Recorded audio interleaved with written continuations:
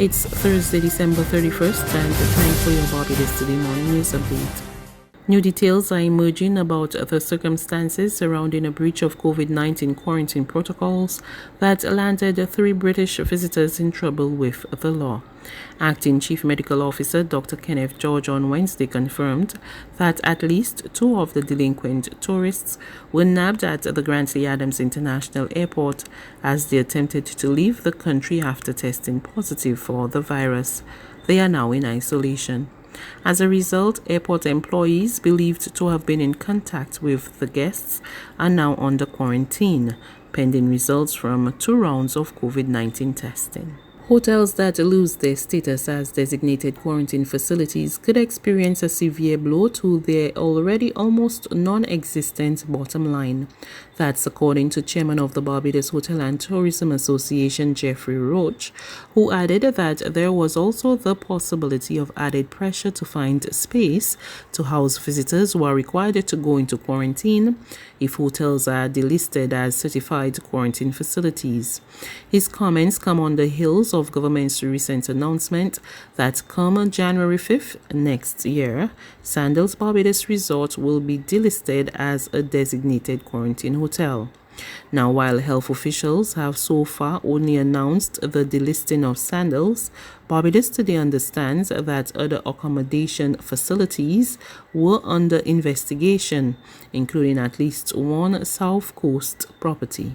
Should any hotel that is designated as a quarantine hotel lose that designation, what it would mean is that their revenues would be impacted through loss of the ability to house those guests. And that is particularly important at a time when there are low visitor numbers on island. Any loss of such revenues puts added pressure on the accommodation member to service the cost of its operations. What we would expect, however, is that in the event that such should be the case, then the health authorities, having identified what any breaches are, would allow for some time for the member to remedy the breach, so that the member has the opportunity to be recertified as a quarantine hotel. Having said that, however, we would want to advise all of our members to adhere to the policies and the protocols to ensure that there's no need or there's no necessity by the health authorities to remove hotels from the quarantine list due to any infractions. Roach, who indicated that the BHTA would not challenge government's decision regarding the rules, urged the visitors to comply with the protocols. We would also want to advise all visitors to adhere to the protocols for quarantine, because certainly we would not want to have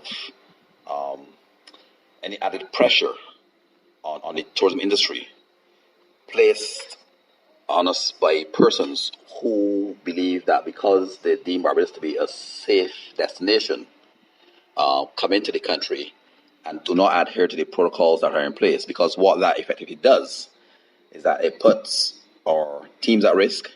It puts those visitors who have come in and adhere to the protocols in a compromised position.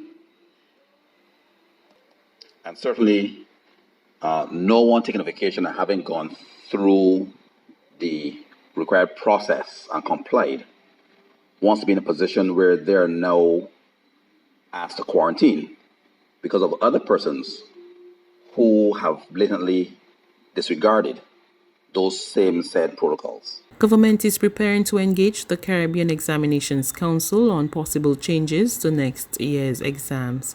However, Education Minister Santia Bradshaw said consultation must first take place with principals and teachers at secondary schools across the island. While the minister said the CXC examinations slated for January would be held as normal, Discussions regarding those exams, usually held in May and June, were in the works. CXC has been meeting not only with the local registrar, but they've been meeting with the Ministry of Education across the various countries across the region. One of the things that has been proposed is a number of options available to the region in relation to 2021 and the sitting of the examination. What I sought to do was to seek the input, as I would have done with the 11 plus change of the date, to allow the secondary teachers, along with the principals, to be able to weigh in on the proposals that are on the table. Because I believe that one of the benefits from so doing is that we have consensus on the way forward. And therefore, we have pretty much looked at what is the state of play in Barbados at this point in time within our schools. We want to know whether teachers are able to complete the syllabus, whether there are aspects of the syllabus that they will not be able to meet, whether they believe that the SPAs should be carried out in a different format for different subjects. And therefore, we want to be able to have full discussion, which I believe the recommendations have started to come in from the various schools, and it is my intention after to be able to meet with CXC, because we have to be able as a country to put our position to CXC from the persons who have to implement this system. And so I am hopeful that we will be in a position to speak to them very shortly once we've been able to go through the recommendations. There's regional and international news after this short break.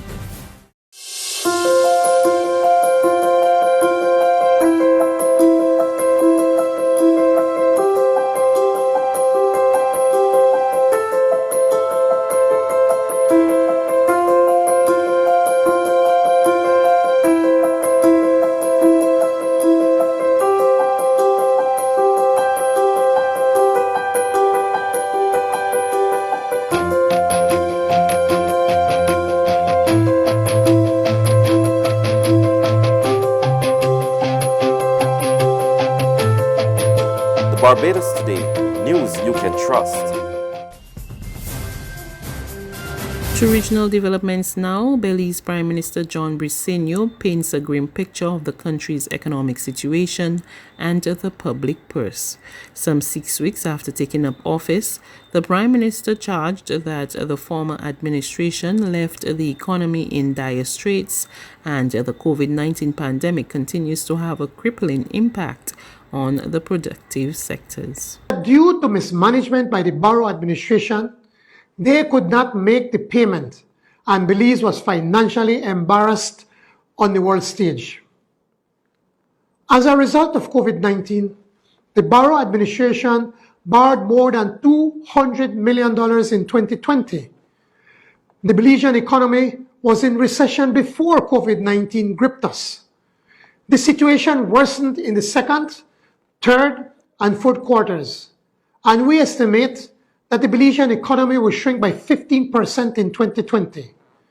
The overall fiscal deficit is now in excess of $500 million, or 12% of GDP, and our debt to GDP will increase to 133%. The acceptable standard is 60%. While economists who analyze and keep track of these statistics will be alarmed by these figures, they tell a simple tale to all. Belize broke. On the international front, the post-Brexit trade deal between the UK and EU takes effect on Thursday after it was signed into law. Reports say the development came in a high-speed process on Wednesday, which saw Parliament overwhelmingly backing the agreement after the two sides reached a deal on Christmas Eve. The deal takes the UK out of the EU's Single Market and Customs Union, but ends the possibility of tariffs on goods. And finally, another U.S. state reports cases of a fast-spreading variant of the coronavirus that was first reported in the UK. That's news. But for the very latest, visit us at www.barbadostoday.bb. You can also subscribe to our e-paper, email updates, or like us on Facebook, and sign up for our breaking news alerts via WhatsApp. We're also on Izumi Media in bus terminals, as well as screenplay at supermarkets and gas stations near you.